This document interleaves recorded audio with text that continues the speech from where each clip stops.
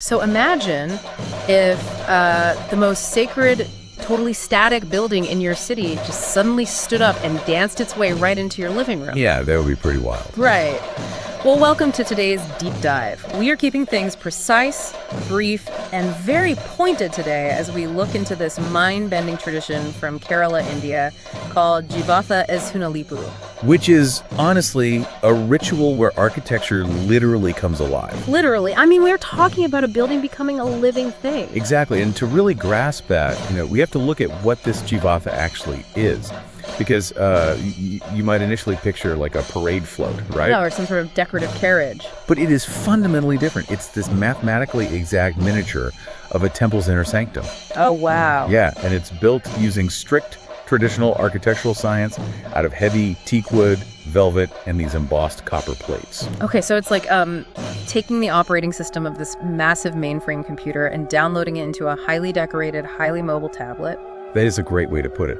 All the core data, the actual essence of the main temple, is there, but now it has physical agency. Because it can move. Right, and that physical agency is everything. The people there do not view this miniature wooden chest as just a symbol. Wait, so what is it then? Through this concept called Jiva Chaithanyam, which means living aura, it is ritually invoked to become a sentient vessel. It is literally inhabited by the goddess. Okay, wait, I am totally stuck on the logistics here, though. Oh, the physical part. Yeah, because you have two priests carrying what is literally a teak wood and copper building in the tropical heat of India. Right, it is incredibly heavy. And they aren't just carrying it, they are doing a grueling, synchronized step dance, right? Yeah, it's called Chuvadu Vechu Kali. So how do they not just collapse from exhaustion? Like, why design a ritual that demands all that? Why not just carry it with a simple, dignified walk? Well, because a simple walk wouldn't express the vitality of a living entity, The structure is alive, so it has to actively express that. I guess that makes sense. And the exhaustion, the footwork, it's all driven by this percussive grammar. The drum rhythms are essentially a nonverbal dialogue. Dictating what exactly? The deity's psychological mood. So, if the goddess is feeling peaceful, she moves to a very different majestic beat. Oh, I see. But if she shifts into a frightening, powerful mood, the rhythm totally changes, and the priests have to drastically alter their dance to match that intensity.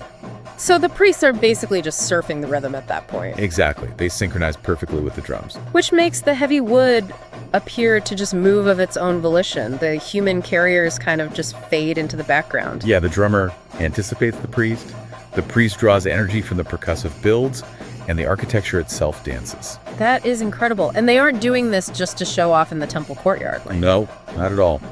The ultimate purpose of all this exhausting movement is to bridge the gap between the divine and the community. Especially during the harvest season? Right, the Peridupu harvest season. The goddess deliberately bypasses the restrictive physical boundaries of the temple. She literally leaves her house. Yes. Instead of waiting for devotees to come to her, she travels out to visit their courtyards directly. Which is such a striking contrast to other regional traditions. Like, Theyyam, right? Yeah, in Theyyam, a human performer enters a trance to embody the deity. But here, the architecture itself is the embodiment. And I want you, listening right now, to just think about the traditional power structures you interact with daily. Oh, like governments or banks? Exactly. Corporate offices. They almost always make you come to them. They sit on their pedestal. That is very true. But this ritual flips that entirely. The ultimate power in the village steps off its pedestal and comes exactly to where you are, right into your front yard. It really is the perfect synthesis. Mm-hmm. You have this rigid mathematical architectural science completely merging with ecstatic folk dance. Yeah. That's a highly structured object engaging in spontaneous, dynamic community interaction.